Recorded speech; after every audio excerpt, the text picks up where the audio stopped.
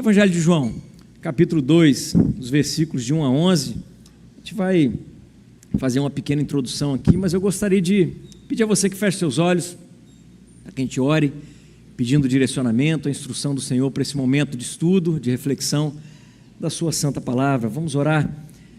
Pai querido, nós precisamos muito da tua orientação. Sozinhos a gente não conseguiria ler a tua palavra e extrair aquilo que o Senhor tem para nós. Nós precisamos do teu Santo Espírito iluminando as nossas mentes e cremos que isso acontecerá nessa noite mais uma vez. Estamos aqui na dependência do Senhor, precisamos ouvir a tua voz, queremos ser transformados por ti e já queremos reconhecer aqui que tudo aquilo que nós precisamos é o Senhor. Por isso nos abençoe com a tua palavra, que ela encontre abrigo nos nossos corações, que o nosso coração seja um terreno fértil para que a tua palavra frutifique e assim estejamos prontos a cada dia a obedecer e a servir ao Senhor. É a nossa oração, alegres em ti, gratos, e oramos em nome de Jesus, amém e amém. Meus queridos, eu não consigo acreditar que nessa noite esteja alguém aqui que possa dizer o seguinte: olha, essa manhã eu acordei com vontade de ficar triste. Será que tem alguém aqui assim hoje? É muito difícil, né? Talvez até impossível a gente até imaginar alguém que acorde, dê aquela espreguiçada, mas que vontade de ficar triste, tristonho. Ninguém quer viver uma vida assim, mas é fato que a tristeza nos alcança, não é mesmo? Quantas e quantas vezes a tristeza já alcançou a sua vida, o desânimo vem, afinal de contas nós passamos por problemas, provações, desafios, lutas, tempos incertos, crises, tudo isso afeta as nossas vidas, mas nós podemos ter a confiança de que Deus proporciona para cada um de nós alegria, até mesmo nos momentos mais difíceis da nossa vida. Você consegue crer nisso? Deus é capaz de proporcionar a cada um de nós alegria, até mesmo nos momentos mais difíceis da nossa vida. A Bíblia nos conta uma história onde um casamento começou a ter problema logo no início. Nós vamos ler essa história aqui e ver de fato uma história que já é conhecida por nós, onde o vinho acabou na festa e todo o simbolismo que o vinho traz para nós aqui dentro da cultura israelita é um símbolo de alegria. Então a gente pode dizer o seguinte, que se o vinho acabou na festa, o que acabou na festa? Alegria. A alegria havia acabado naquela festa, mas essa história nos ensina que com Jesus nós podemos ter a nossa alegria restaurada. E eu quero ler essa história para nós aqui hoje e juntos tirarmos algumas aplicações práticas para as nossas vidas. E o texto da palavra de Deus então diz o seguinte: 3 dias depois houve um casamento em Caná da Galileia e a mãe de Jesus estava ali. Jesus também foi convidado com seus discípulos para o casamento. Tendo acabado o vinho, a mãe de Jesus lhe disse: eles não têm mais vinho. Mas Jesus respondeu: por que a senhora está me dizendo isso? Ainda não é chegada a minha hora. Então ela falou aos serventes: façam tudo o que ele disser. Estavam ali 6 potes de pedra que os judeus usavam para as purificações, e em cada um cabiam cerca de 100 litros. Jesus lhes disse: encham de água esses potes. E eles os encheram totalmente. Então lhes disse: agora tirem um pouco e levem ao responsável pela festa. Eles o fizeram. Quando o responsável pela festa provou a água transformada em vinho, ele não sabia de onde tinha vindo, por mais que os serventes que haviam tirado a água soubessem. Chamou o noivo e lhe disse: todos costumam servir primeiro o vinho bom, e quando já beberam muito, servem o vinho inferior. Você, porém, guardou o melhor vinho até agora. Assim, em Caná da Galileia, Jesus deu início a seus sinais. Ele manifestou a sua glória e os seus discípulos creram nele. Esse é o texto base para a nossa reflexão aqui dessa noite, meus queridos, onde a gente vai passar por 4 tópicos muito importantes para essa reflexão. Esses são os tópicos. O primeiro deles é: convide Jesus para a sua vida. O segundo, esteja ciente da sua necessidade. O terceiro tópico é: recorra à pessoa certa. E o último tópico: seja obediente. Então vamos aqui circular no nosso primeiro tópico, que é convidar Jesus para as nossas vidas. Porque quando nós olhamos para esse texto, algo muito convincente acontece aqui. Veja comigo no versículo 2, você pode ler? Jesus também foi convidado com seus discípulos para o casamento.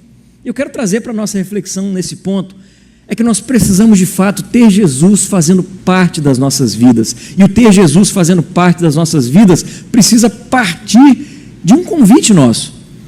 Nós precisamos chegar ao Senhor Jesus e dizer: Senhor Jesus, se faça presente na minha vida. Eu quero o Senhor presente na minha vida, eu quero o Senhor me direcionando, eu quero o Senhor presente em todo o tempo na minha vida. Quando nós olhamos para esse texto, alguns estudiosos apontam que havia algum relacionamento muito próximo, talvez até mesmo um parentesco entre a família dos noivos e a família de Cristo Jesus. E o fato de não se mencionar mais José, o esposo de Maria, os estudiosos também acreditam que talvez José já poderia ter morrido.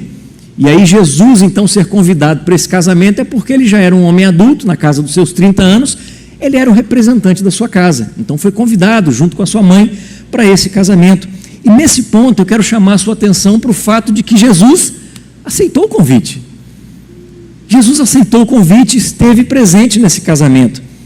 O reverendo Hernandes Dias Lopes, citando William Hendrickson no seu comentário do Evangelho de João, ele diz o seguinte: na agenda de Jesus havia espaço para celebrar as alegrias da vida.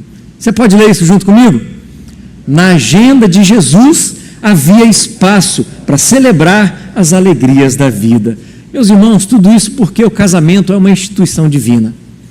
O casamento foi algo feito, desenvolvido, instituído pelo próprio Deus e claramente traz para nós uma alegria legítima, tanto para o homem como para a mulher. Assim como também nós temos tantas outras alegrias na nossa vida que são sim legítimas. Nós citamos o casamento, que outras coisas podemos citar? Por exemplo, família. É uma alegria legítima que nós temos, não é verdade? Mas o quê? O trabalho é uma alegria legítima, não é, pecador? O trabalho não é para te entristecer, não. Se alegre no seu trabalho. Mas o quê? Um bom passeio, uma viagem, isso é algo maravilhoso, nos traz também uma alegria legítima. E tantas outras opções de lazer, coisas legítimas com as quais nós podemos sim nos alegrar. E em tudo isso, meus irmãos, nós devemos convidar Jesus a fazer parte em todos os momentos da nossa vida. Perceba comigo que Jesus realizou um milagre aqui nessa festa. Nós lemos o texto todo, isso já ficou muito escancarado diante dos nossos olhos. Ainda nós não entramos na questão do significado desse milagre em si, nós veremos isso mais à frente, mas o que eu já quero deixar muito bem claro para nós aqui é que a grande questão de convidarmos Jesus a fazer parte das nossas vidas é darmos a Ele o lugar de primazia. Porque eu quero que você enxergue comigo que as outras alegrias, por mais que elas sejam legítimas e venham a fazer parte da nossa vida, elas vão querer competir o tempo todo com o lugar que é devido do Senhor Jesus. Você consegue compreender isso? As alegrias que nós temos e desfrutamos na vida, por mais legítimas que elas sejam, elas vão sempre querer competir o espaço que é do Senhor Jesus. É por isso que eu digo a você nessa noite: convide Jesus a fazer parte da sua vida, sim, mas dê a Ele o lugar de primazia. Dê a Ele o primeiro lugar em sua vida. Convide Jesus, dê a Ele esse lugar e que Ele seja o seu Senhor e você seja servo, você seja submisso a Ele. Mas eu também gostaria de considerar uma outra coisa que o versículo 2 nos apresenta. Algo muito interessante que às vezes passa despercebido para nós, porque o texto aqui nos ensina que os discípulos também foram convidados. Você percebeu isso? Jesus foi convidado para o casamento, mas aqui nós somos ensinados que ao convidar Jesus para as nossas vidas, nós também devemos convidar quem? Os discípulos. E o que eu quero dizer com isso é que uma vez convidando a Cristo Jesus para fazer parte das nossas vidas, meus irmãos, a igreja vem junto. Não tem como a gente sair fora dessa realidade. Uma vez tendo Jesus fazendo parte das nossas vidas, a sua igreja vem junto. Ele nos uniu em um só corpo. Então nós não podemos simplesmente acolher, abraçar a Cristo Jesus e excluir a sua igreja, porque Ele é o cabeça desse corpo e nós somos então membros desse corpo. Jesus vem, a igreja vem no pacote. Nós precisamos compreender isso, porque a igreja é algo que todo crente deve fazer parte. Igreja é algo que todo crente deve amar. Todo crente deve amar estar com o povo de Deus. Todo crente deve se alegrar em estar com o povo de Deus, e tudo isso vem como resultado de convidarmos Jesus a fazer parte da nossa vida. Tudo isso vem como resultado de abraçarmos a Cristo Jesus e depositarmos a nossa fé, a nossa confiança, a nossa esperança nele. E ao longo dessa história e de nossa reflexão, nós veremos a grande importância, sim, do que é ter Jesus fazendo parte das nossas vidas. Por isso, convide Jesus a fazer parte da sua vida, em nome de Jesus, amém? Em segundo lugar, esteja ciente da sua necessidade. Vamos juntos ler o versículo 3? Tendo acabado o vinho, eles não têm mais vinho. O texto nos apresenta aqui que em um determinado momento da festa, o vinho acaba. O vinho tinha acabado. Em algum momento aqui nós vemos que Maria é quem traz essa notícia para Jesus, mas não foi simplesmente algo que ela comenta com Jesus. Os historiadores bíblicos apontam que Maria tinha algum papel significativo aqui nessa festa, nesse casamento, ajudando na organização. E eu quero te lembrar que dentro da cultura judaica, esse fato em específico de se acabar o vinho na festa era algo completamente desastroso. Era basicamente uma gafe social. Dentro dos costumes da época, da cultura judaica, a festa poderia durar aí por uma semana, não é, Rev? Uma semana pelo menos? Podia durar mais? Podia, né? Imagina, vamos colocar aqui, vamos estabelecer um limite, uma semana. As nossas festas de casamento aí, Patrícia, você lembra muito bem dessa mensagem, né? Uma festa de casamento aí, a gente vai colocar aí 5 horas, né? Que se aluga um cerimonial para fazer uma festa ali. Agora pense em uma semana. Se já dói no bolso pagar 5 horas de festa de casamento, imagina uma semana. Uma semana. E meus irmãos, a família do noivo é que era responsável por organizar essa festa e fazer com que então esse vinho dure a semana inteira. Toda a provisão era feita pela família do noivo. E aí, meus irmãos, por alguma razão, o vinho acaba nessa festa.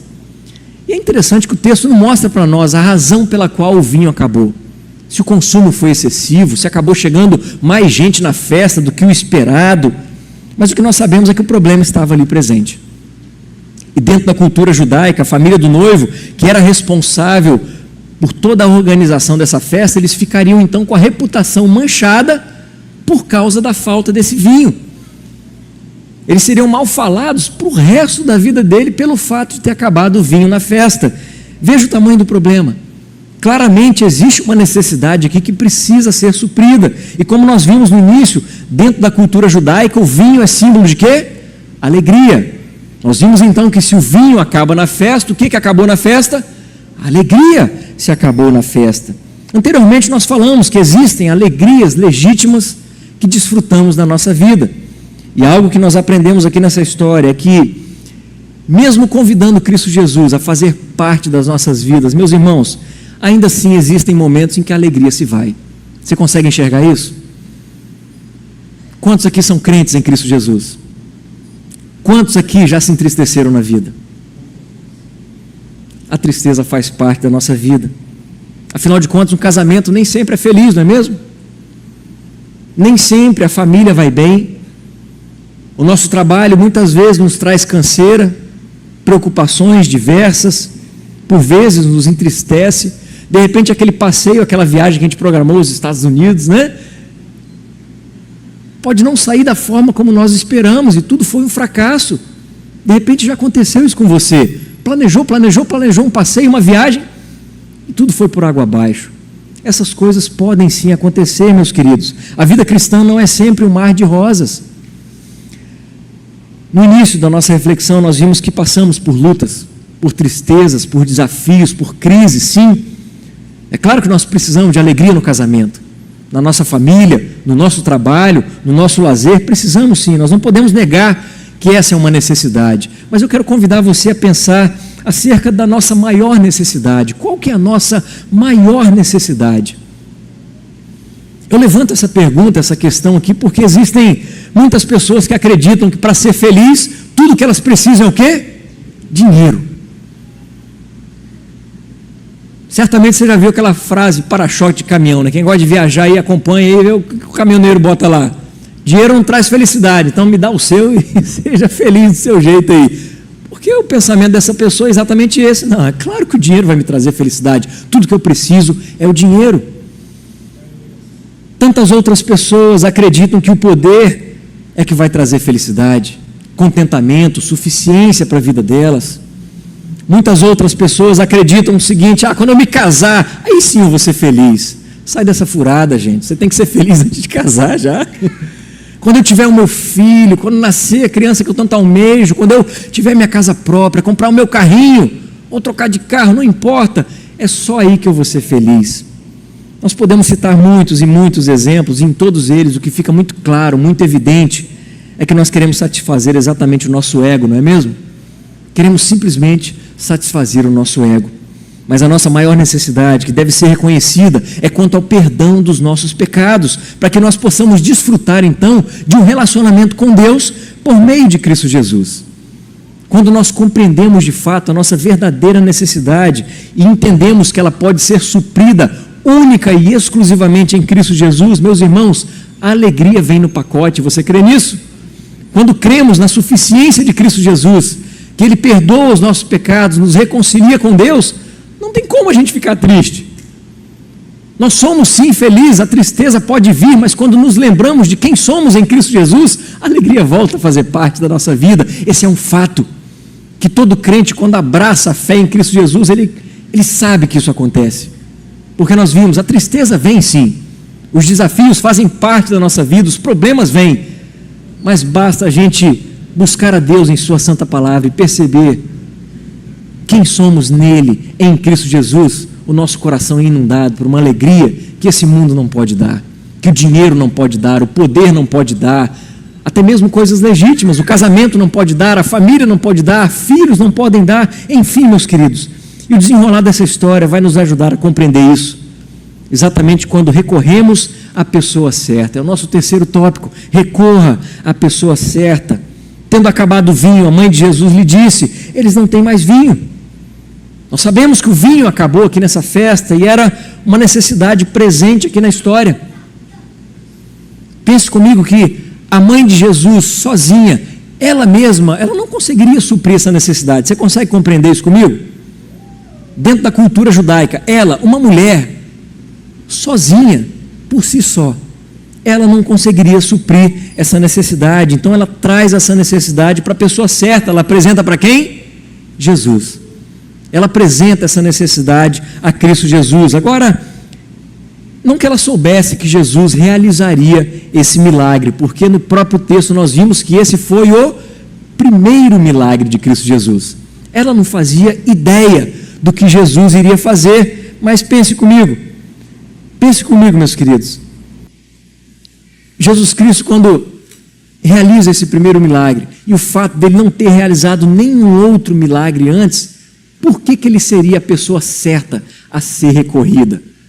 Por que não os noivos, ou a família do noivo, que era responsável pela festa? Na cultura judaica, o fato é que o noivo e a noiva eram considerados rei e rainha no casamento. Eles não poderiam ser incomodados com uma questão dessa. Então por que a família do noivo então não seria responsabilizada por isso? Meus irmãos, eu acredito que essa festa ela não aconteceu sem planejamento. Você consegue pensar nisso comigo? Uma festa de uma semana, ela não pode ser feita de qualquer jeito.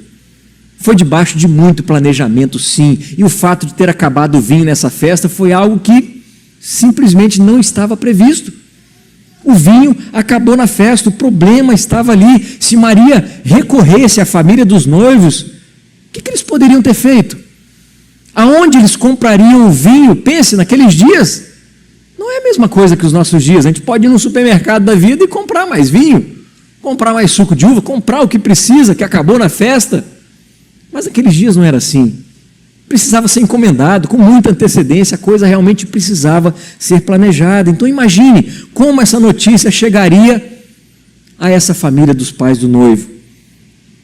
Para eles a festa estaria arruinada.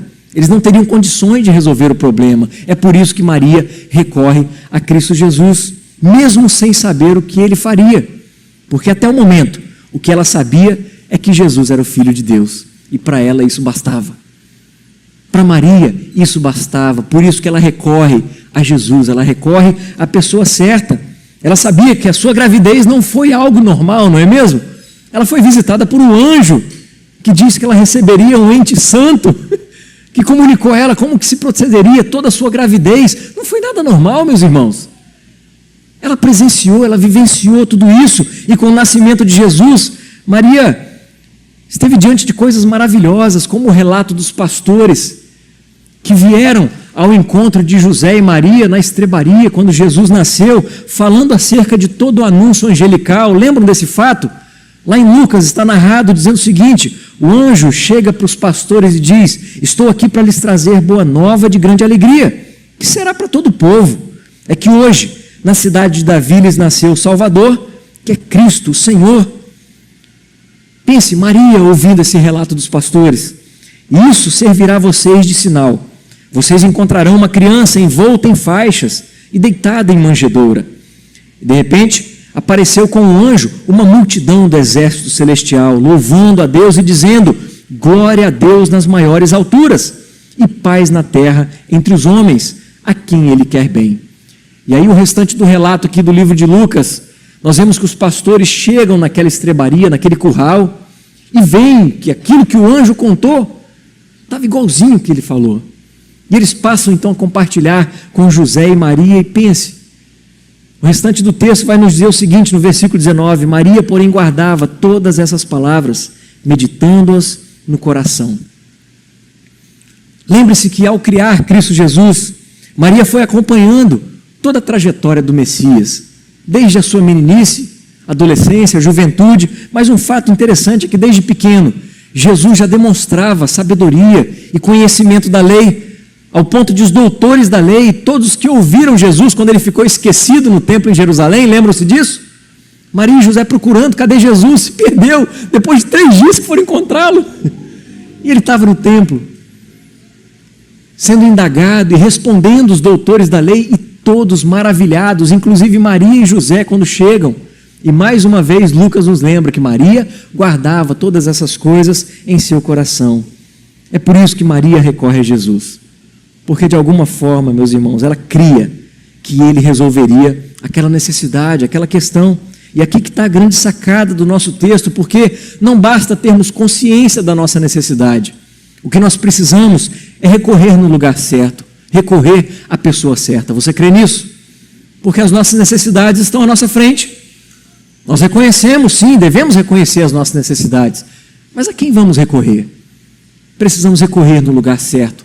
Precisamos recorrer à pessoa certa. Muitas vezes nós recorremos atrás de recursos que realmente não vão satisfazer por completo a nossa alegria, como nós citamos anteriormente. Dinheiro, poder, o casamento, filhos, casa, carro, são coisas que não nos satisfarão por completo, não nos trarão suficiência, não nos trarão contentamento. E o que a história nos mostra aqui é que a falta de vinho realmente ilustra perfeitamente que as alegrias dessa vida são passageiras. As alegrias dessa vida não duram para sempre. É por isso que nós precisamos ir até a fonte. E essa fonte é Jesus. Você pode repetir comigo? Quem é a nossa fonte? Jesus. Jesus é a nossa fonte. Uma vez indo até Ele, nós devemos ser obedientes. E esse é o nosso quarto e último tópico: seja obediente. Vamos ler juntos o versículo 6, que diz: estavam ali 6 potes de pedra, que os judeus usavam para as purificações, e em cada um cabiam cerca de 100 litros. Meus irmãos, nós precisamos compreender aqui o que exatamente o texto nos informa quando diz que essa água desses potes de pedra, por que elas eram utilizadas para purificação. O judeu sabia exatamente da santidade de Deus, ele tinha um conhecimento profundo acerca de Deus e da sua santidade. Ao mesmo tempo em que o judeu tinha também um reconhecimento de que ele era completamente pecador. Ele sabia da sua sujeira, ele sabia que ele precisava estar limpo diante de Deus. Então, tudo que está acontecendo aqui, dentro dessa realidade, dessas águas, dentro desses potes de pedra, não era simplesmente uma limpeza higiênica, era algo cultual. Num casamento, como nós estamos vendo aqui na história, o jovem casal, eles passavam por banhos de purificação, aqui no meio da festa, sim. E fora o ritual de purificação, o ato de se lavar as mãos antes e depois das refeições, também fazia parte da lei que os rabinos tinham instituído para o povo de Israel. E aí no versículo 7, nós temos o seguinte, que Jesus lhes disse aos servos: encham de água esses potes, e eles os encheram totalmente. É claro que se Jesus pediu para encher aqueles potes, é que eles não estavam mais completamente cheios, ok? E certamente não foi uma tarefa simples. Foi ou não foi, meus queridos? Porque se você voltar aí no versículo 6, cada pote daquele cabia quanto de água? Cada pote daquele cabia cerca de 100 litros. Eram quantos potes? Vão na matemática simples aí. Tinha que ter 600 litros. Eu dou risada porque eles não tinham torneira naquela época fácil. A água não era de fácil acesso igual a gente tem aqui. À vontade, uma mangueira para puxar ali, vamos encher esses potes aqui, turma. Não, não era assim, gente. Olha o trabalho que aqueles homens tiveram para encher aqueles potes com 600 litros de água. Onde que era esse poço que eles foram buscar essa água? Tiveram ou não tiveram muito trabalho? Tiveram muito trabalho. Além de todo o trabalho que tiveram, certamente eles não compreenderam por que precisava de água, porque o que estava faltando na festa? Vinho. Mas por que esse cara está pedindo água? Se o que está faltando é vinho. Mas eles obedecem sem questionar. Isso ensina muito para nós, não ensina? Eles obedeceram sem questionar. Meus irmãos, isso é um ensinamento poderoso e tão profundo, porque nós muitas vezes ousadamente questionamos a Deus. Ele nos ensina claramente na sua santa palavra, e a gente quer ter a cara de pau de questionar, mas não, Deus, por que assim? A gente tem que se submeter, obedecer sem questionar, porque a nossa posição diante de Cristo Jesus era igual a daqueles homens, daqueles servos. Nós precisamos compreender o nosso papel e qual é o nosso lugar no reino de Deus, diante do senhorio de Cristo Jesus. Precisamos sim ser obedientes, meus irmãos. Depois de estarem cheios aqueles potes, e esse é um detalhe muito importante, porque o fato de estarem cheios de água aqueles potes, isso nos traz a ideia de que nada mais poderia ser acrescentado àqueles potes. Então realmente eles tinham que enxergar um milagre acontecendo ali. Vejam que são nos detalhes que o poder de Deus age. Jesus então pede no versículo 8, vamos ler juntos? Agora tirem um pouco e levem ao responsável pela festa. E o que eles fizeram? Obedeceram?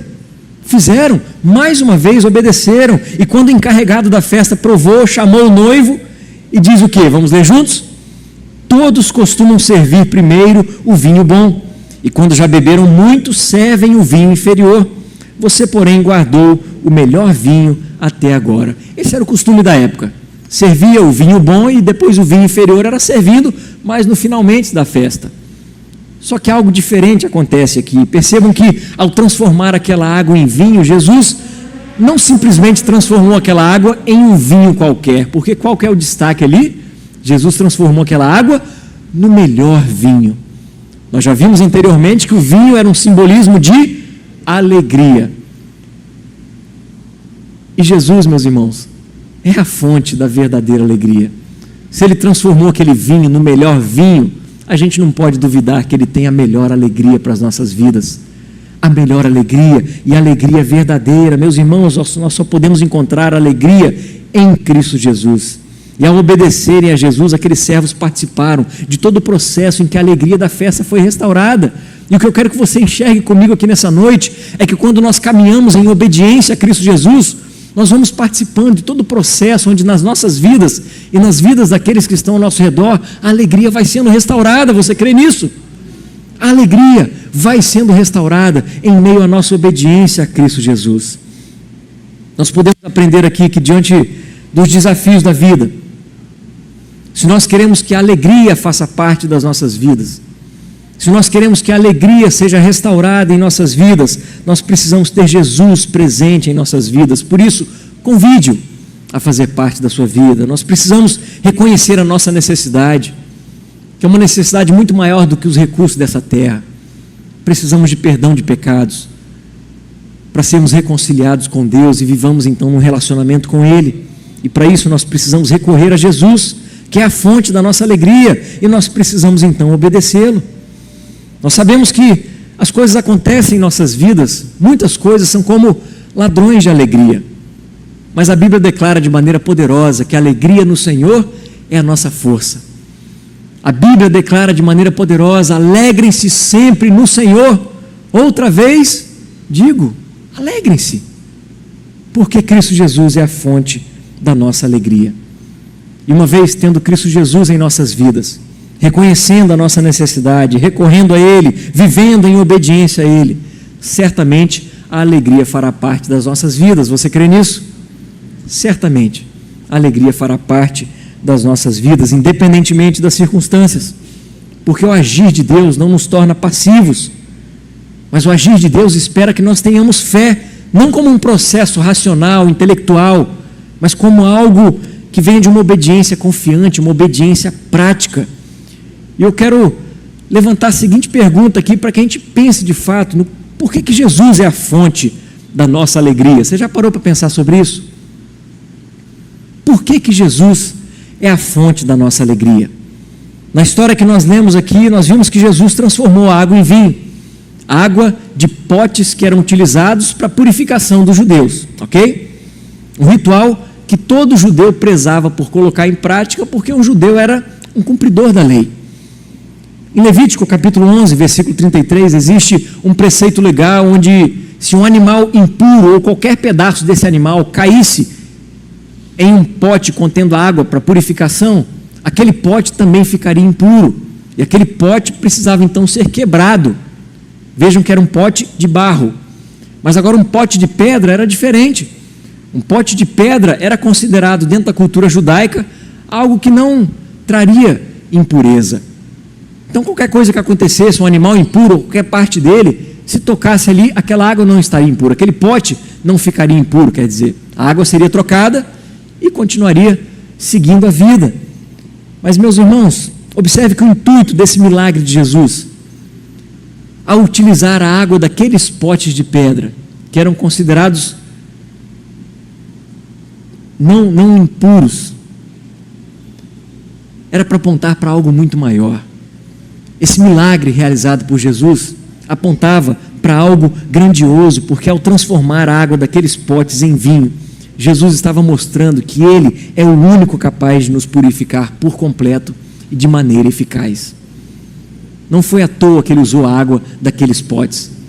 Ele já estava apontando para aquilo que Ele realizaria na cruz do Calvário, ao derramar o seu sangue, como Ele havia dito, ao celebrar a Páscoa com seus discípulos. Ele diz o seguinte, Ele pega o cálice contendo o vinho, e Ele diz, esse cálice é o cálice da nova aliança no meu sangue, sangue derramado em favor de muitos, para quê?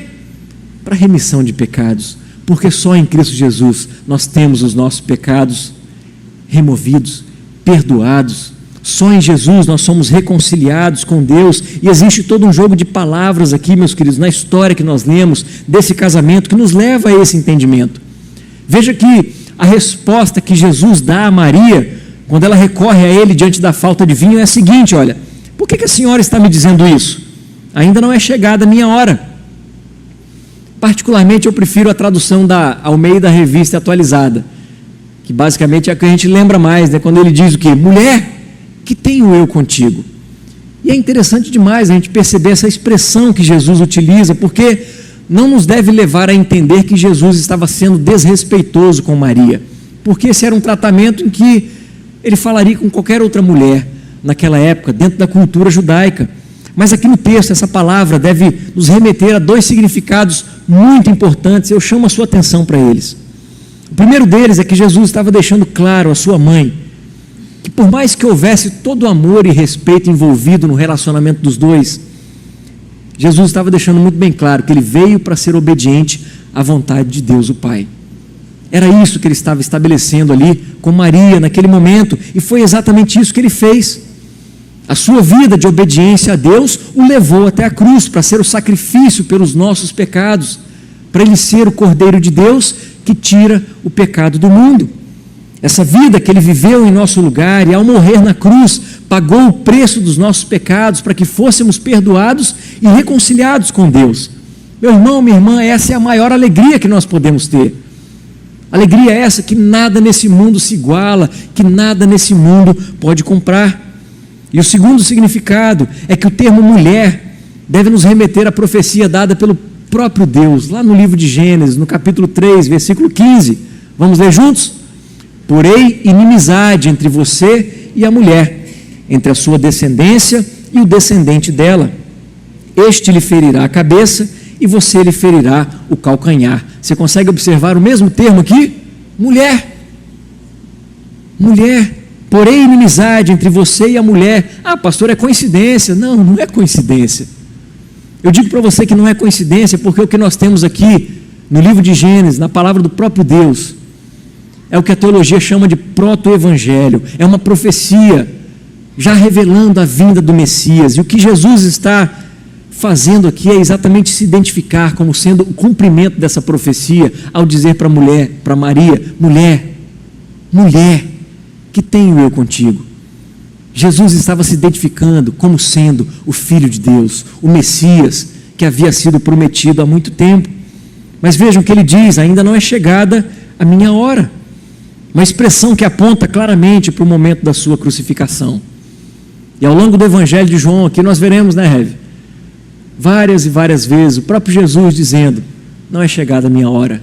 Ainda não era chegada a sua hora. Essa mesma expressão utilizada por Jesus, se referindo à sua crucificação, onde ele nos perdoou e nos reconciliou com Deus.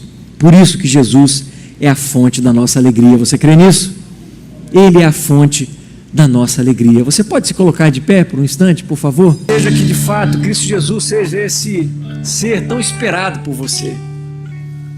Que Ele seja a fonte de tudo aquilo que você precisa.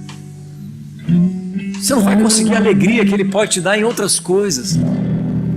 Não é no dinheiro, não é no poder, não é na sua família, por mais bacana que ela possa ser, não é nos seus filhos, não é em uma casa própria, em um carro. Nada nessa vida pode nos trazer aquilo que só Jesus pode dar. Meu irmão, minha irmã, Ele é suficiente. Vamos beber dessa fonte, vamos nos alimentar dessa fonte. Ele tem coisas surpreendentes e maravilhosas para nós. Veja o milagre que Ele realiza aqui. Não foi simplesmente para suprir aquela necessidade, mas foi para apontar para algo maior, para o seu sacrifício. E veja comigo no versículo 11: assim, em Caná da Galileia, Jesus deu início a seus sinais. Ele manifestou a sua glória, e seus discípulos creram nele. Uma das razões pelas quais Jesus realizou esse seu milagre foi para demonstrar que Ele era o Filho de Deus, o Deus encarnado. Esse milagre aconteceu 3 dias após o início do seu ministério. Jesus já estava aí com quantos discípulos? Quem lembra da mensagem do domingo passado? 2 discípulos de João Batista o acompanharam, André e João, o escritor do Evangelho. E aí André chama quem? Simão, seu irmão, que depois foi ser chamado de Cefas, ou Pedro. E aí pelo caminho Jesus encontra com um homem chamado Filipe. Segue-me. Filipe, bora, vamos junto. E aí Filipe chama um cara chamado Natanael. Então Jesus tinha aqui basicamente 5 discípulos que também não tinham visto Jesus realizar nenhum milagre. Você concorda comigo? Pelo menos o texto do Evangelho não nos apresenta isso. Então vamos pensar que sim, a partir do momento em que nós somos informados que esse foi o primeiro milagre de Cristo Jesus, e quando eles presenciam aquilo, meus irmãos, o que passou na cabeça daqueles homens? Pensa se fosse contigo, diante desse milagre maravilhoso, o que você ia imaginar? Gente, agora não tem nada que esse homem não possa fazer, não é mesmo? Transformar água em vinho, quem que pode fazer isso? E ao longo da caminhada com Jesus, meus irmãos, quantas coisas maravilhosas aqueles homens presenciaram, não é mesmo? Me ajude a lembrar de algumas coisas. Jesus deu vista aos cegos, Jesus fez paralíticos andarem, Jesus multiplicou pães e peixes, não apenas uma vez, mas 2 vezes, alimentando multidões. Jesus ressuscitou Lázaro dos mortos. Certa vez uma mulher foi apresentada diante de Jesus, jogada aos pés de Jesus, pega em flagrante adultério. As pessoas queriam ver, tentar. O que Jesus iria fazer? Será que ele vai cumprir a lei? Quais foram as palavras de Jesus? Aquele que não tem pecado, atire a primeira pedra. E a Bíblia declara que foi saindo um por um, do mais velho até o mais novo, ficando só Jesus diante daquela mulher. Eu consigo imaginar Jesus se abaixando e dizendo para ela o seguinte: minha filha, vai em paz, a sua fé te salvou, mas vai e não peques mais. Não peques mais, porque é isso que Jesus propõe para as nossas vidas. Quando abraçamos a fé em Cristo Jesus, meus irmãos, Ele nos transforma de uma maneira que a gente passa a não ter mais prazer no pecado. Você compreende isso? Passamos a não ter mais prazer naquela vida antiga, onde a gente vivia fuçando um lamaçal horrível, completamente perdidos, mortos nos nossos delitos e pecados, mas Ele nos dá vida. Em certo momento, Jesus acalmou a tempestade. Quem pode fazer isso? Dominar a fúria dos ventos e do mar? Somente algo divino. E aqueles discípulos presenciaram aquilo, temendo por suas vidas. Mestre, você não vai fazer nada, a gente vai morrer. Jesus simplesmente acorda, ele estava dormindo. Ele acordou e disse: acalma-te. E o vento e o mar obedeceram ao comando do Rei dos Reis e Senhor dos Senhores. E na maior de todas as tempestades, na cruz do Calvário, Ele acalmou aquele mar violento dos nossos pecados, nos trazendo paz, confiança e segurança de que nele nós somos perdoados, de que nele nós somos reconciliados com Deus e temos paz com Deus. Jesus manifestou a sua glória e o resultado disso foi que os seus discípulos creram nele. Os seus discípulos creram nele. E João destaca no final do evangelho: na verdade, Jesus fez diante dos seus discípulos muitos outros sinais que não estão escritos nesse livro. Estes, porém, foram registrados para que vocês creiam que Jesus é o Cristo, o Filho de Deus, e para que crendo tenham o quê? Vida. Vida em seu nome, porque vida só é possível com Cristo Jesus. Ele mesmo declarou: eu sou o caminho, a verdade, a vida, ninguém vem ao Pai senão por mim. Meus irmãos, Ele é o nosso mediador, Ele é quem nos dá acesso a Deus, nós não precisamos de outra pessoa ou qualquer outro tipo de coisa. Jesus é suficiente e Ele tem vida e alegria para mim e para você. Você crê nisso? Ele tem vida e alegria. Sendo assim, vamos convidar a Jesus para fazer parte das nossas vidas. Vamos estar conscientes todos os dias da nossa verdadeira necessidade, perdão de pecados, reconciliação com Deus e um relacionamento com Ele. Vamos recorrer a Jesus, que é a fonte de vida, a fonte da nossa alegria. E por fim, vamos ser obedientes, servindo com alegria, gratidão, sem questionar, mas servindo com alegria aquele que é tudo em nossas vidas, em nome de Jesus, amém? Feche seus olhos, vamos orar. Pai querido, obrigado porque o Senhor fala conosco.